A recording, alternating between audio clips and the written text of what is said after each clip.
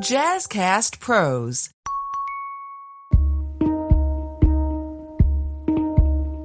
Welcome to Healing Her Within, the podcast for women who are ready to break free, rise up, and reclaim every part of themselves. I'm your host, Maryann Rivera-Dannert, certified life and confidence coach, author, speaker, and a woman who's walked through the fire and came out fearless. Today's episode features a live card reading with Lady Shiya. She is a psychic, life coach, and priestess, and the messages came through loud and clear.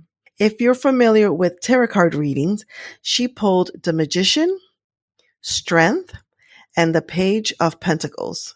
And what followed was a spiritual truth bomb wrapped in humor, heart, and hard-earned wisdom. But before we get to the breakdown and at the end, the actual reading, I want to take a moment to be really brutally honest with you about something.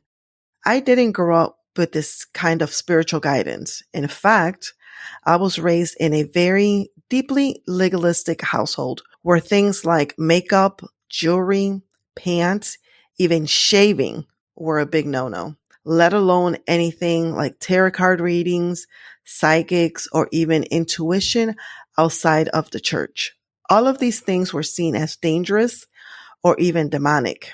And I was taught that exploring anything outside of the approved religious box meant that you were headed straight to hell. So believe me when I say that I was skeptical. I approached this reading with caution, with curiosity, and with a little resistance. But as I step into my own healing and awakening era, has also meant stepping into the unknown and choosing to explore what actually resonates with my soul, not just what I was taught to fear. And here's the wild part. I didn't give Lady Shiya any context, any prompts, any hints, nothing. But every single word that she spoke, it hit. It spoke to parts of me that I've been keeping silence. I've never spoke about some of these things out loud. And it confirmed things that I have been wrestling with, things that I've been pondering over the last couple of months. And that's when I realized that truth doesn't need a label to be real. Healing doesn't always come wrapped in tradition. And sometimes it shows up in unexpected spaces through people who speak your soul's language before you even say a word.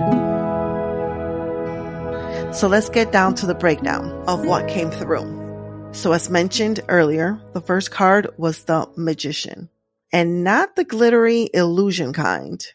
This card was all about empowerment and to stop waiting for the perfect moment, for the perfect people, or for permission. You're waiting on what? Was her question. What she said was, I have all the tools that I need. I don't have all the knowledge, however, but guess what? I learn by doing. So the message was very clear. Waiting is not a strategy. Whether it's for someone else to get their act together or for the stars to align, I'm only stalling my own progress. That part right there, let me tell y'all, my entire body got goosebumps and chills as she was reading this card and saying these things to me. So this is my reminder. Pick up what I already have and move. I already have everything within me. I already have the knowledge. I already have the skills. I already have the experience. I just got to start moving and showing up as the real, authentic Maryann that I was born and created to be.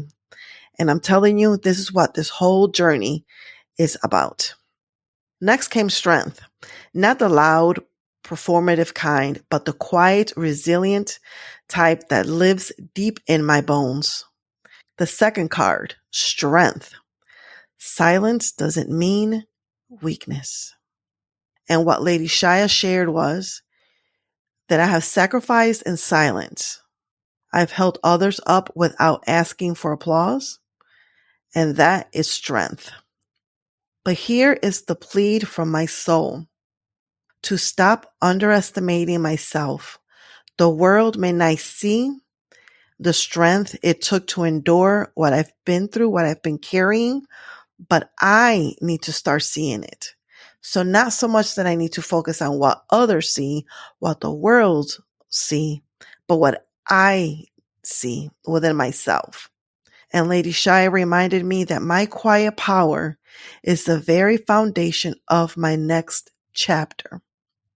And even as I review the reading, as I record this podcast, I still get chills. Whew. The next card, the third card, the Page of Pentacles. It's time to set the rules. Whew. So finally, the Page of Pentacles brought the real talk around boundaries. And the interesting thing is that I'm always talking about boundaries, setting boundaries, and, make sure that your boundaries are non-negotiable. But as every healer, as every speaker, as every coach knows, that we sometimes say things and we think it's for other people, but we're really speaking to ourselves. But the thing about it is that you cannot coach yourself.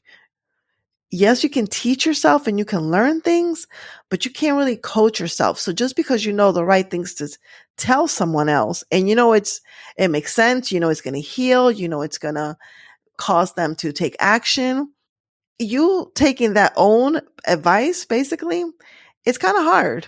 So when she pulled this card, the Page of Pentacles, and we're talking about boundaries, I was like, wait a minute now. Literally, I suck at boundaries. And I'll tell you why. So what she said was that I'm burnt out because my boundaries are either unclear or not enforced.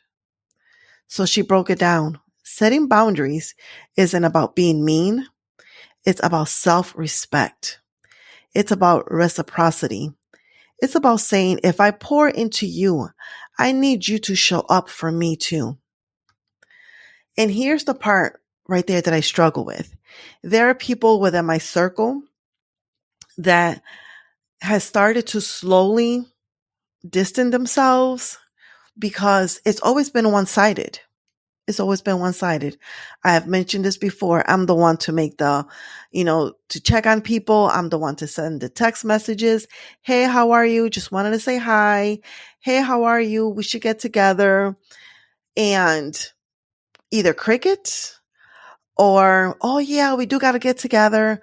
But days, weeks, months go on and pass by and nothing happens. And I'm honestly just getting burnt out and just getting drained, because the way I see friendships are just like relationships. They're two-sided. Any relationship, marriage, whatever, is going to fall apart if it's only one-sided.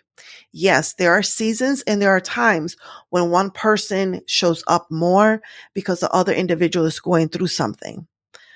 But at some point, that has to end, because if you are someone that is constantly always going through something and you are the person that is always pouring into other people and you're the one that's always reaching out and checking on people and wanting to get together and wanted to, set lunch dates and dinner dates and things like that, and it's not received, it's like, okay, well, am I important to you? I don't need to be like the number one person, priority in your life, because obviously you have a life, you have a family and things like that. You have other friends. But at some point, when do you pick up the phone to text me and ask me, do I want to go out?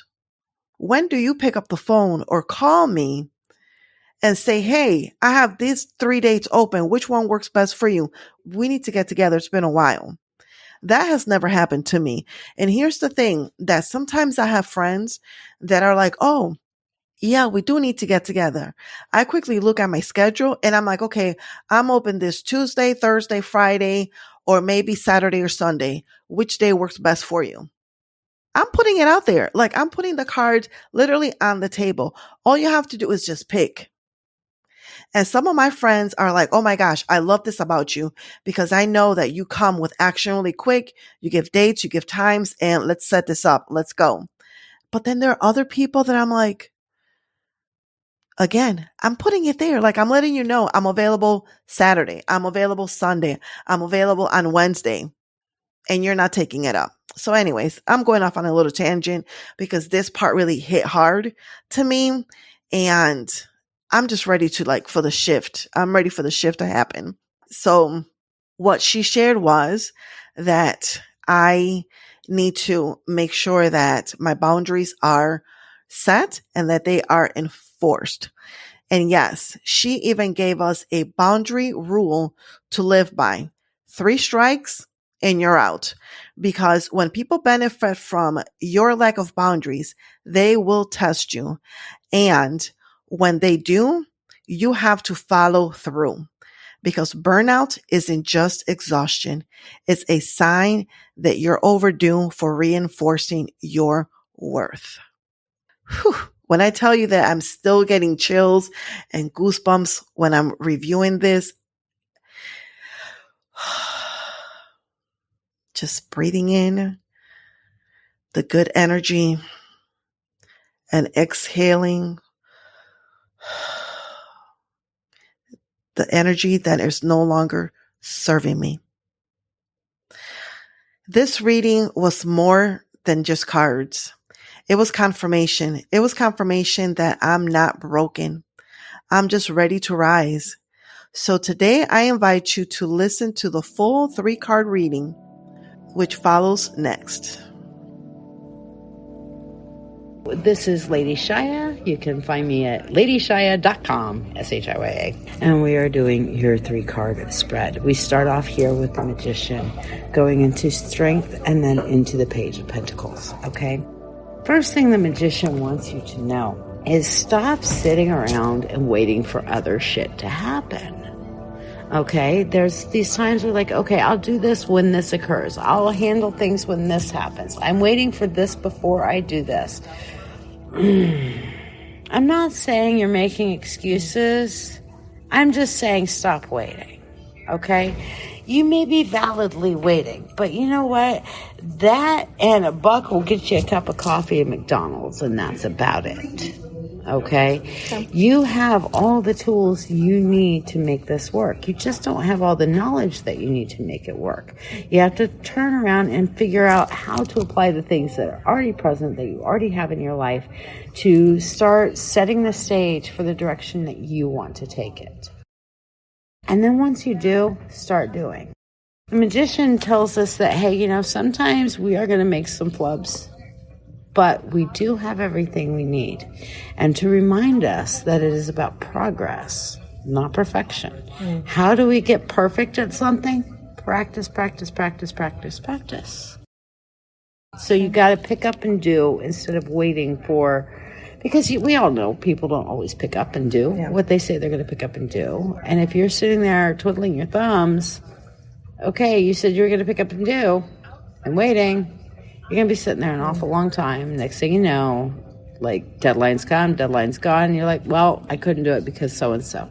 You know what? You could have picked up and chosen a different path, picked up some of that yourself, whatever, or given them a deadline. I need to know by such and such a date that you're going to follow through with your commitment.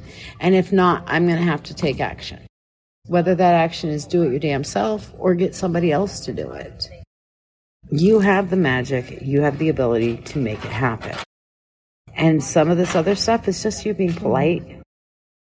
Politeness is fine, but open-ended politeness while people are taking advantage and using, not cool. That's part of what's wearing you out. Okay? And, just give me another chance. I'll give you another chance at another time, but right now, you're holding up my plans, and I've got to move forward. All right. And that's where the strength comes in. You are one of the strongest people in your entire social dynamic, family and social. And you're probably sitting here thinking, no, I'm not. There's these other people that are like, oh, me Tarzan, I got the strength, whatever. But you host a very interesting internal and quiet strength that you don't let most people see. You don't let it out. But you, for all the times I've seen you just take it in and hold it in and let other people shine, that's a level of strength that most people don't possess. You don't give yourself half the credit that, you don't even give yourself a quarter of the effing credit that you need to be giving yourself for the amount of strength that you're walking around with. Your strength is quiet, but let me tell you, it is a stronger foundation than most people will ever have in their entire life, simply because you have endured in so much in silence. You have sacrificed so much in silence. You need to recognize, though, and that's what this last one here is, Page of Pentacles, that you need to set a new foundation, okay? And the foundation is, yes, I am strong. Yes, I am supportive. Yes, I am a caregiver. No, it will no longer be silent. I'm not going to be in your face. I'm not going to be up here and I'm not going to be screaming at you like, yeah, or anything like that. But I'm going to say, hey, if I'm going to be doing this for you, I need you to take the time to show appreciation and respect. Or, hey, we need to have some reciprocal going on here. Okay, I'm doing this for you. So understand, since I am sacrificing my time, effort, and energy in this regard for you, I need you to do that for this. And some first few times they'll be like, yeah. And then you ask them to, okay, you're supposed to come mow my lawn because I did your laundry. Oh, yeah, I'm so busy. I can't. Well, I'm not doing your laundry again until you mow my lawn. Next time you're mowing the lawn first before I do your laundry. That sort of thing. It's just setting simple boundaries. And of course, my favorite boundary trick is the 3 strikes you're out. Okay? Say, this is my boundary line right here. And in specific, one easy boundary that I give to my friends is that if I am using my spiritual gifts, aka talking to the guides, aka going into the other side to get information I have no business knowing otherwise, then you're paying me for it. If you're asking me witchy questions, all day long I will info dump. Okay? You're asking for help, care, advice, whatever, I'll have a conversation with you. But this is my bread and butter. So that's my boundary. Okay? So the first time somebody who's a friend comes up and says, hey, do you think so-and-so likes me? I'd be like, I don't know. Maybe they do. They're kind of acting funky. No, I mean, ask your, oh, no, that's a reading. So let me tell you my boundary. That's a reading. So if you want to ask a reading, you got to pay me for it. Oh, okay. Yeah. Second time it comes around, hey, reading question. Remember last time we talked about how I said that was my boundary? Yeah, that's my boundary. So I'm going to say this. If you come up against that boundary again the third time, the next time you do it, I'm not going to answer any of your other witchy questions and stuff for a week. Okay? 1 week, no questions allowed at all of any kind. All right? Do we understand the boundary now? You understand the consequence on the third try? Yes? Okay, we're good. All right, third time comes along. I have to be willing then to say, hey, I warned you. I still love you. Right. I hold space for you. You're still my friend. But because you have now disrespected that boundary, I have to keep my word. Right. Therefore, no questions for a week. I'll talk to you, but no asking me anything. If you try to push that boundary, then we're going to have issue, And then many times when you're establishing these boundaries, people get mad at you because they benefited from you not having boundaries. They'll push it. They'll try to get it to where you don't enforce the third consequence. Okay, that sort of thing. And of course, keep in mind if you have, and I don't see that you have any really truly violent narcissists in your life, but if you ever do, safety first. Capitulate rather than put your safety in danger, okay? But people will go away. And, I'm going to sing you a song. I see your true colors shining through. One of my favorite songs. I see your true colors, and that's why I blocked you. Slight variation. Yeah. Okay, so people will show their true colors as you're doing this, but this is the call from the universe for you to set these new boundaries, because not having these boundaries is why you are in burnout right now. Okay, so this is basically your bitch slap from the universe in a nice way. Thank you. You're welcome. And I want to share some key takeaways. You have the tools. Now it's time to apply them. Strength doesn't need to be loud to be powerful. Boundaries are sacred contracts of self-worth. Burnout is a spiritual signal, not a badge of honor. Set the tone, set the standard, set yourself free. And I want to give a special thank you and a shout out to Lady Shiya for delivering that truth with fire and with grace. Until next time, stay grounded, stay bold, and keep healing from the inside out. Thank you for joining me on another episode of Healing Her Within. I hope today's message spoke to your soul and reminded you just how powerful you are. If you loved this episode, don't keep it to yourself. Share it with a sister who needs it, and leave a review so more women can find their way to healing. And remember, your healing is your responsibility, but you don't have to do it alone. Follow me on social media at Maryann Rivera-Dannert, and be sure to visit MaryannRivera-Dannert.com to access free resources, coaching programs, and learn more about the events at the Healing Her Studio in Rochester, New York. Until next time, keep healing, keep rising, and always honor the woman you're becoming. This is Healing Her Within, and girl, we are just getting started.